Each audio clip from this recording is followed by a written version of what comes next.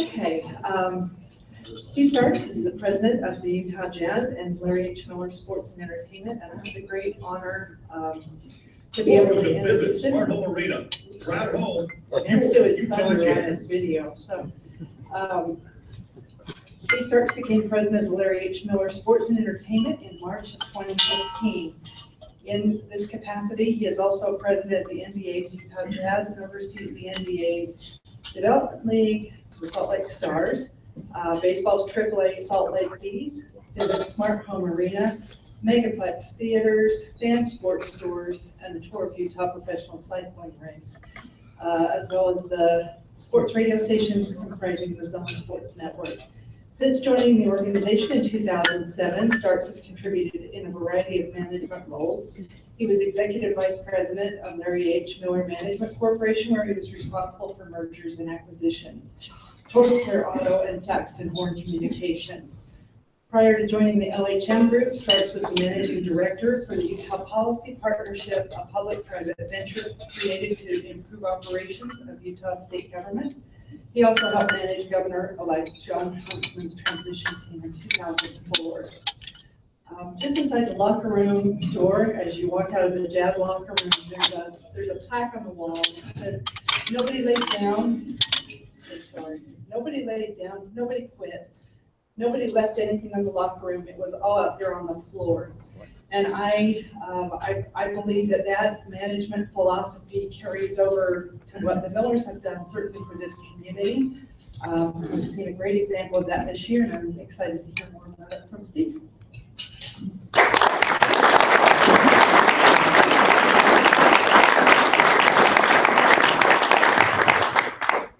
Thank you for the nice introduction and welcome. I see a lot of friends and friendly faces out here today, and so glad to be here.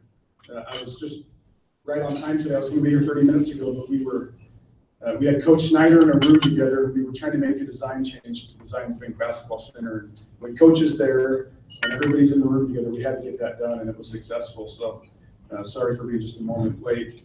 Let me just get the obvious question out of the way. I am the guy that failed to secure Gordon Hayward for Utah Jazz, so I hope that everybody can avoid that question later on. We can talk about that if you'd like to. I was asked to share some updates about the organization and things that are taking place within the Utah Jazz specifically, but we can open it up to Q&A and talk about anything that you would be interested in. There's three things that I'd like to mention that have taken place in the last year. The first is the major $100 million plus renovation of the Vivid Smart Home Arena, which began right after we hosted March Madness this year in March. We were able to begin work in back of house areas, and that work has continued feverishly ever since that point. I did 2 tours through the arena yesterday, including with the Miller family late last night. And as we were done with that tour, a member of the Miller family said, "Now you're telling me this is going to be done in 31 days. And it's going to be done in 31 days. Open Construction is our general contractor on that project, and they've done incredible work. A little bit about what's going to take place in the renovation. It's hard to believe, but that building is now 25 years old and is one of the 2 or 3 oldest arenas in the NBA.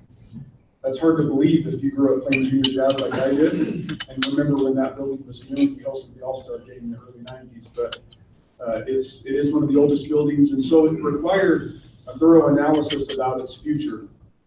And so starting about 3 years ago in earnest, we began to study what the options were for the future. And we explored every option. We looked at real estate where we could build a new arena. We looked at the feasibility of that. The whole entire arena in the early 90s was built for roughly $70 million. In order to construct an arena today, you're probably at $500 million. And so in order to go acquire enough real estate to build a building new, most cities and most regions, most NBA teams and NFL teams for that matter, need to rely heavily upon a tax base to get that accomplished. And so if we were to construct a new arena at $500 or $600 million, in order for that to pencil, you're most likely going and asking the city, the county, the state to contribute at least 50% of that. So we explored that option, and the Miller family simply didn't want to do that. It's never been their style to want to ask the public to subsidize a private venture. And so we quickly eliminated that option off the table. We then brought in some consultants that specialize in arena renovation and new builds, a group out of Denver. And they studied our arena thoroughly, and give Larry Miller tremendous credit. When they were done with that process, they said, this is an incredible building. There are buildings that are 10 or 15 years old that aren't in as good a shape as your arena is. It's big, it's spacious, it has natural light, there's room to work with, it's been maintained flawlessly. So they said, look, to renovate this building for $100 million, you'll probably get 90% of what you would get by spending $500 or $600 million for a new building. The choice became obvious. We then engaged an architect out of Canada who renovated the Madison Square Garden and a variety of other sports-related venues. And they began to study, and they had focus groups with the Miller family. They had focus groups with season ticket holders and suite holders. Some of you may participate in some of these. And they came back and they started to present some concepts and drawings. A few things that were important is that we didn't want to change the integrity of the look of the building. That building is really timeless in a lot of ways with all the natural light. The block is great. And they agreed completely. And so what they began to do was to give us a series of renderings of how we could transform that building and return it to first class within the NBA for the next 25 years. And so just a few highlights. Previously, the Jazz 100 Club was located on level 6. Some of you have eaten up there, you know that experience. There was a wall with glass that separated the 100 Club from the top bowl, the top of the upper bowl. Now we've relocated all of that together. And so the 100 Club is now going to be on level 2, which I'll explain more in a second. The 6th level now is open to the bowl. And if I were to take you up there, you would get off the elevator at level 6 and you turn the corner, and it's startling to see because you have direct access to that upper bowl.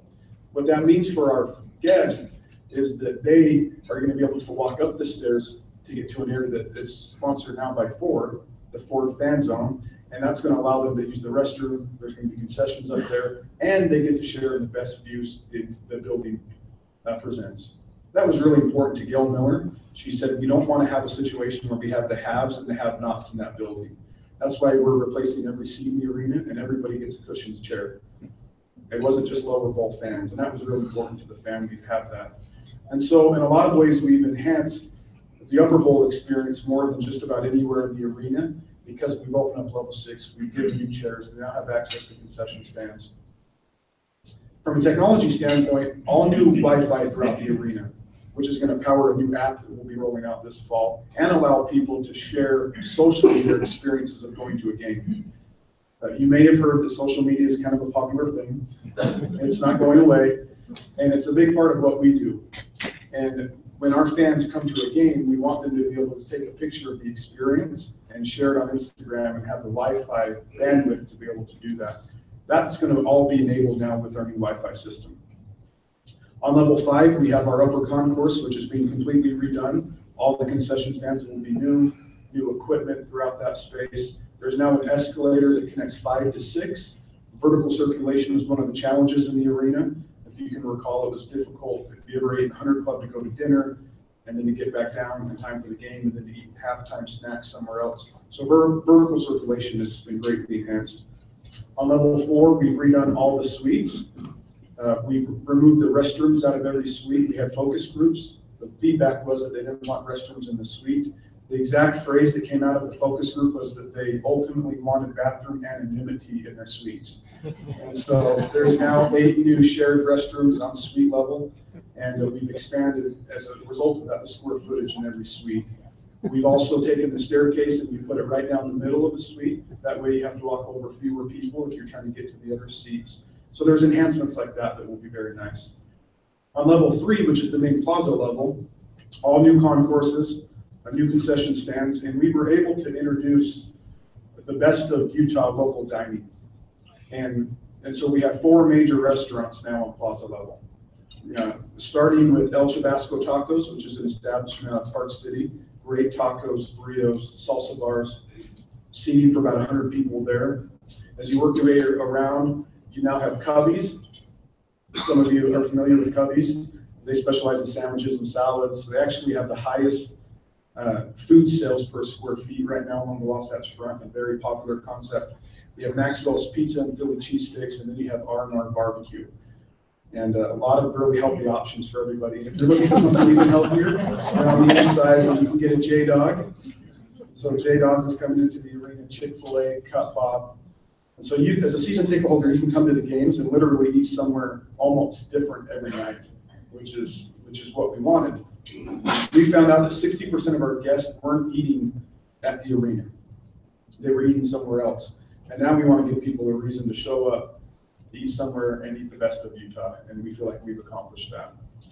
When you get to the plaza level, the signature feature of the renovation is now what we're calling our atrium and porch. What this is that if you were to go to the northeast side of the arena now, you've probably noticed the new structure coming out of the building. This is about a 12,000 square foot atrium that will allow our guests to get out of the elements sooner into this space. Box office and will call is now on main plaza level, so no more having to go down the stairs in the winter and come back up. All that's in the main plaza area. You're gonna walk into this beautiful space, out of the elements, get your tickets to the right, be able to go to the left. There's gonna be a new fan or jazz team store. You're gonna be able to go right then, and those of you that are club members are gonna be able to go down immediately down staircase or an elevator to club level, which has been renovated, which I'll talk about in a second, or go to suite level. So access from parking directly to club level is gonna be many times improved and more efficient. For those of you that aren't club members and you want to go towards the arena, we've opened up 2 concession stands. So you're actually going to be able to walk right to a railing and see into the bowl. If you can think about when you were a kid, the first time you ever went to a baseball game, and you climb the steps and you walk up and you see that field for the first time, we wanted to have that type of an experience so that people could come up and then just see the court, listen to the music, enjoy the game action right there before going to their seats. We think that's going to be a fantastic addition to our guest experience. A lot of kids will want to take pictures there. On level 2, we've renovated all the club space. We doubled, in fact, we tripled the number of club seats in the NBA, or in the arena. League average, I'm not going to geek out on too many stats, but some of this might be helpful for you. We have the largest footprint of square in the NBA, the fewest number of club memberships. And so what that meant was we had roughly 35 to 40 square feet of club space per club member. And the NBA average is 12 to 14 square feet per club member. So we tripled the number of club seats now in the arena, and now our ratio is going to be about 15 to 16 square feet per club member. So our club space is going to be completely new. And we punched holes into the lower bowl, 8 of them, so you'll be able to get out of your chairs and walk directly into the new club space, directly through level 2, without having to go to 3 and then back down to 2 through the fire staircases like you did previously. So that experience will be totally different for our fans. Our biggest concern, honestly, is that these clubs are so nice, it's going to be getting people back out of the clubs to their chairs after halftime so that it doesn't look empty on TV, because those clubs will be really nice. Food will be terrific in there. There's going to be sports cooking. There's going to be options for more fine dining. And so it'll give our fans and guests optionality. On level 1, we've added 8 courtside suites. We're renovating the Jazz locker room campus. We've added staircases to get to 1. And then on the plaza, there's a feature that we'll announce within the next couple of weeks that I think our fans and guests will love as well. And so the decision was made to do this all in one off season. And so we shut the building down entirely. We have about 500 construction workers at any given time working there. They're adding about 400 new seats a day. They're completed with the upper bowl. We'll start working on the lower bowl next week, and we're off to the races. And so it'll be a very busy next 30 days. And then we have to be ready because on September 27th, we have Tim McGraw and Faith Hill coming to concert. And we don't think that they want to play an arena that's half finished. And so that's a little bit about the arena renovation. We can talk about that in greater detail. But the second thing that, and by the way, Salt Lake City's tremendous partners on that. I told you that the Miller's philosophy was not to go ask for tax subsidy. And so what we came up with was a strategy to be able to allow Salt Lake City to participate in a way that we were all comfortable with and that the family was comfortable with. And so what that means is that because the value of the arena will increase, just like your residential property when you renovate it increases, we'll pay more property taxes as a result of that. So in a lot of ways, because you redo an arena, you pay more in taxes. What we said is, in working with the city council, if we could take a portion of that incremental tax increase and have that come back in the form of a refund, that would help finance some of the arena renovation, capped at $22.7 million. And so we're talking less than 20% of the total spend of the renovation, but that helps a little bit. And it was a form of public partnership that allowed some participation without taking away from the existing resources. No school kids, no police or fire affected by that. Because simply put, if we didn't renovate the arena, there'd be no lift in property taxes. So I know that I just went really quick through that. We'll talk about that and answer any questions you'd like to. On the heels of that, the Miller family, I think, did one of the more remarkable things in professional sports earlier this year, where Gail Miller announced that they placed the Jazz in the arena in what's called a legacy trust, which ensures that it stays in our community in perpetuity. They essentially donated it to the community. And I don't know why this was, but for many years, there's always been people that have suspected that the Millers would eventually sell the team. And so this puts that to rest once and for all. And it was a tremendous gift. In real terms, it's probably $1 billion gift to our community. And it ensures that the Jazz are here. And it ensures that the arena is here to house them and that we'll be a first-class venue for the next 25 years to be able to do that.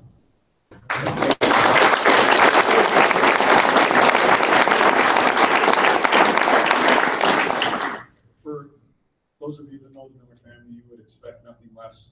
It's just who they are and how they feel about our community. And so it's an honor to work with them. The third thing I'll mention is that the NBA this year, for the first time, has opened up advertising on the jerseys. And that's a bit controversial at times, because you think about how pure a jersey logo is and little kids wearing Junior Jazz jerseys. And so, like every other NBA team, we were asked to go sell a 2x2 patch of sponsorship. And so we were very selective in the process. We didn't want to just put any company's logo on our jersey. We wanted to find somebody that was aligned with who we are as a brand, who we are as an organization. One of the great things about Utah's economy right now is Silicon Slopes and the emergence of a tremendous tech economy. And we've been able to form partnerships with these companies in meaningful ways at the Jazz. Our naming rights partner on the arena is a Silicon Slopes company in Vivint. And so we worked with Qualtrics. Qualtrics is a tech company out of Utah County. They specialize in survey software. They have clients that you would know like Coca-Cola, Nike, Under Armour, Mercedes-Benz. Ryan Smith, their CEO, and I began a conversation about what a jersey patch could look like. We liked that it was Utah-based. We liked that it was technology-based. We liked that we could form a strategic partnership with them and use their survey software to better understand our fans and our guests and use that data to make changes that would improve the experience. And so about halfway through the process, Ryan came to us and said, what if we bought the jersey patch sponsorship, but what if we used it as a platform to raise money for cancer research? And we loved that idea immediately. They had formed a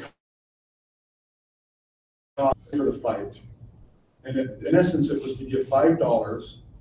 If everybody could give $5 to cancer research, they would help in the fight to find a cure. And to the Smith family, cancer research is really important to them because in a lot of ways, that's what led to the formation of their companies when Ryan's dad had cancer and he came back home and they started this company together. And so we love the idea. We love the symmetry of 5 for the fight, 5 players on the court working, 5 players fighting to win the game. And then it rallies our community behind a cause that we can all feel proud about. And so we announced earlier this year that Qualtrics was our jersey patch partner, but that they were going to use that to raise money for cancer research. And they've stated a goal of raising $50 million as a result of that. So we feel like that could make Jazz fans feel proud about having that type of cause.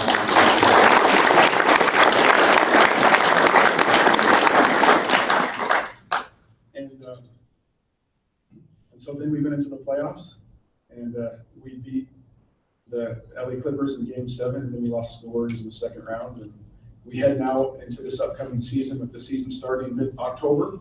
The season's been pushed up 2 weeks earlier. That's to reduce the number of back-to-backs and 4 games in 5 nights and 3 and 4s. And there's a lot of science behind fatigue and what that does for injuries now. And so the season is 2 months away, the start of the season. And we couldn't be more excited about where we're going as an organization. We feel tremendous confidence in our head coach, Quinn Snyder, and Dennis Lindsay, our general manager, the team that they've built. I've said publicly that not only are they expert at what they do, they're just good people, and they want to do things the right way. And we're proud of that. And we're proud of the trend. We have, by every analytical approach, the 9th best player in the NBA on our team with Rudy Gobert, who's only getting better, who's hungry. I was in the office this morning and heard that Rudy's calling all the young players on our team and organizing an event for the players to go work out together. He's really stepping into that leadership role. We have other great young players like Dante Exum and Rodney Hood. We're thrilled about Donovan Mitchell, who we were able to draft with the 13th pick. I'm leaving guys out. Alec Burks is looking like he's healthy again, which is very encouraging. Derek Favors, if we can get him healthy again, people forget Derek Favors was a top 30 NBA player who can be a major contributor to our team. And then Joe Ingles is back on a 4-year contract. And Joe Ingles is one of all of our favorite players. He's a connector on the court, off the court, and he looks like he's the guy that plays Mormon church ball around the Wasatch Front. So I think there's a special affection that people have for him on the Wasatch Front too, but he's just a tremendous person. And so we're excited. We're excited about where we're going, and we're very appreciative of the support of Jazz fans and fans of this community. We think that we have the best fans in the NBA. We're essentially sold out of our suites. We have roughly 10,000 season ticket holders, and people have been so supportive on many levels. So thank you for that as leaders in our community for your support. And our commitment to you is that we are going to leave it on the court, on and off the court, from a business perspective, what we do in the community, the role that we play. We want to be an organization that people can rally behind and that people can unite behind. Ultimately, when everybody comes into that arena and there's 19,000 people, it's one of the best sources of unity in our state. And we pride ourselves on that. It doesn't matter if you're a Republican or Democrat. It doesn't matter if you're LDS or not LDS. It doesn't matter if you're gay or straight. It doesn't matter if you're black or white. In that building, you're a Jazz fan. And that's really important to us, to be a standard bearer by which everybody can feel proud of. And if we conduct ourselves well, then we'll continue that. And that starts with the Miller family's tone that they set. I would love to, the best part of these meetings is always the Q&A, and so I think we have 10 minutes. Is that right? So I'd love to answer any questions you have, as long as it doesn't come from Luke Kramer. I'm going to ignore him because he's going to ask the tough ones. I'm kidding, I'll answer those questions too. Sir, please. What is the percentage of the capacity of the arena, and what would it cost today to have a Malone Stockton player combination? Great question. So I don't know that we've ever released publicly. We probably have, but average attendance in our arena is, I want to say 17,500. Last year, double the number of sellouts that we had from the previous year. One thing to note is that just the arena. We had 19,911 was the number that's always been used as a sellout. We'll have about 500 seats fewer than that after the renovation, and that still puts us in one of the top 5 biggest arenas with, with a market size that's probably under in the bottom 50% of sizes in the NBA, and so that would be that. The cost on Stockton and Malone, the NBA salary cap is such that players can only have max contracts.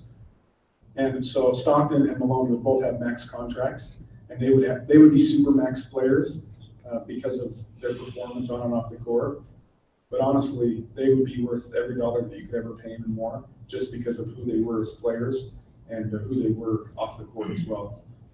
And so we would gladly pay John Stockton and Karl Malone today supermax contracts if they were still in the league.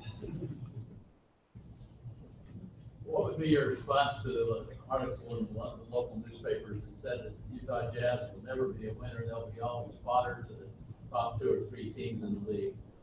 Yeah, my response to that would be that we, because of the NBA salary structure, can compete economically with any team in the NBA, without question. And if you look at the teams that have won championships, there's not always a direct correlation to spending. And so we're not going to be outspent. We know that. And the Miller family's made a commitment that they'll pay to compete with any team because the ultimate goal is to win an NBA title. Second thing is we need to be world-class at player development. And we feel like we are, and that we need to keep being and get even better in that area. Here's what I mean by that. Rudy Gobert is drafted with the 27th pick. If you were to redraft that draft class, Rudy Gobert would be a top 3 pick. A lot of that's because of his work ethic and because of his unique physical skills, but some of that's because our coaches get guys better, and we pride ourselves on player development. Rodney Hood would be drafted much higher if we could go back. We think that Donovan Mitchell will be a player that in retrospect, we think people will say he could have been a top 5 pick. And so player development equalizes because every team has to do that really well. We feel like we can be better than the competition with that. Coaching, we feel like we have a top 5 coach in the NBA. I'm going to say top 5. I feel like he's the best, but people, it's hard to say that, right? We need to win an NBA championship, and nobody wants that more than Coach Snyder. But if you look at the way we play the game, we're the highest passing team in the NBA on a per 100 possession basis. We set the second most screens in the NBA. And as a result of that, it allows us to compete and to keep games close, even when there's explosive offensive teams that we're playing. And offensively, Quinn is very creative. What we're finding is that more players want to play in that system. And so obviously we lost one of our best players in Gordon Hayward this year, but if I can tell you all the free agents that wanted to have meetings with us and wanted to come to Salt Lake, all of you would be very impressed and you would know a lot of the names. And so we feel like we have an attractive coach for players around the league. The culture of our team is about winning. It's about teamwork. It's about hustle and defense. Those are winning attributes in our minds. And so we believe that the process that we're going through is going to yield the results that we want. And I'll tell you that everybody believes to our core that we can win an NBA championship, or we wouldn't be doing what we're doing. And so we'll compete with anybody. Several years ago, 5 or 6, Larry Miller sat up there and told us that he started the Larry Miller track out in Grantsville for $8 million, ended up costing $80 million. Did the family just walk away from that, or what's the status of that? Yeah, so that track was on a 10-year lease. We never owned the property. And so after 10 years, the lease allowed for an option for us to be able to walk away from that. And the family evaluated all of the options and felt like they gave a lot to motorsports, and they invested heavily in that community.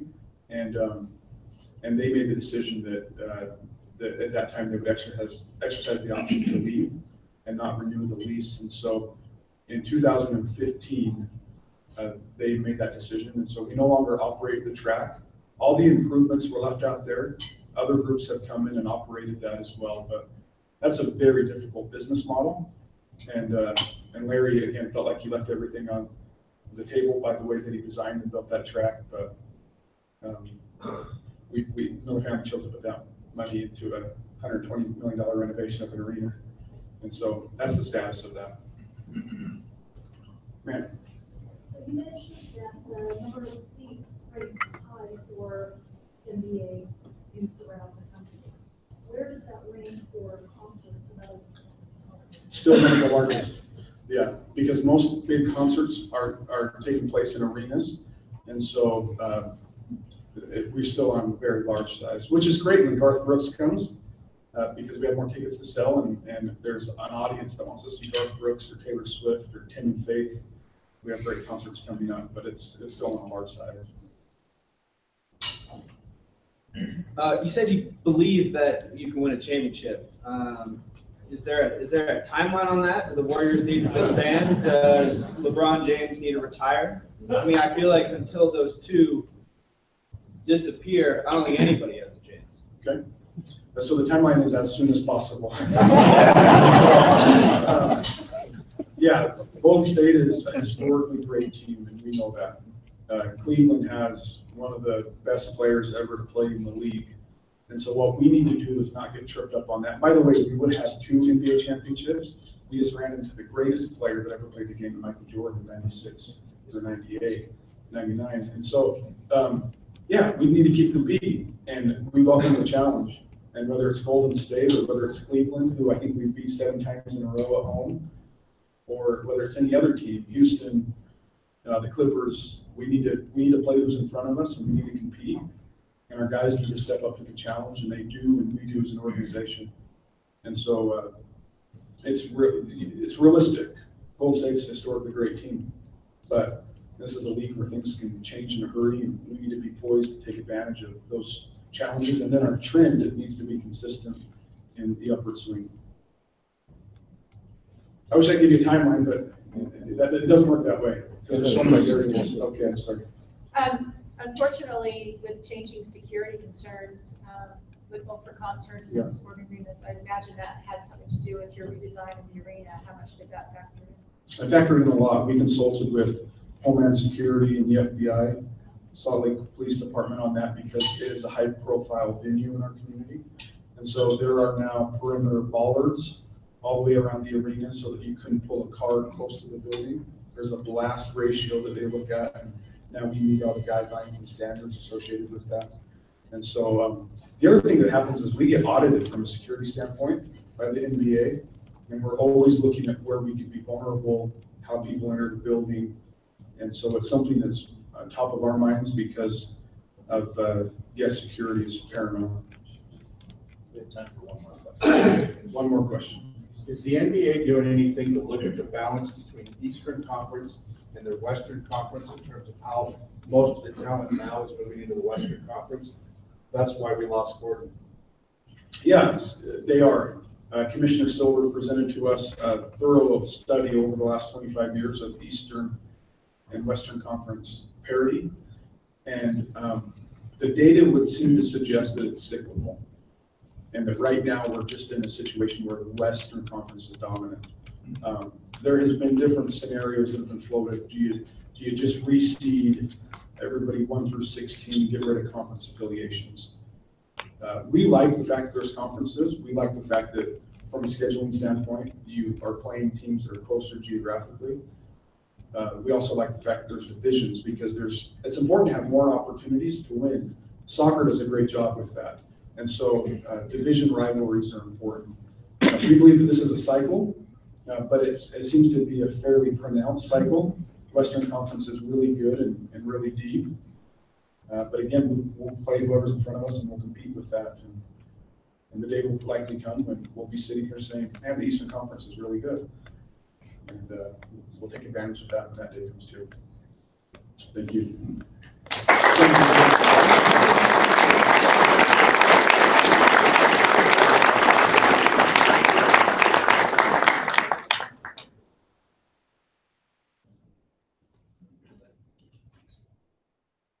Again, I want to thank Steve Starks, for coming today and presenting on the state of Utah Jazz. I know they're a powerful influence in our community for good, and we appreciate the fact that they're here. Our book that we donate to Franklin Elementary is called Wetlands, and we will have Steve sign the book. And then our next meeting is here at the Marriott on August 22nd. And it's going to be a meeting with our district governor, Bev Christie. Anyway, until then, we are adjourned. Thank you so much for coming.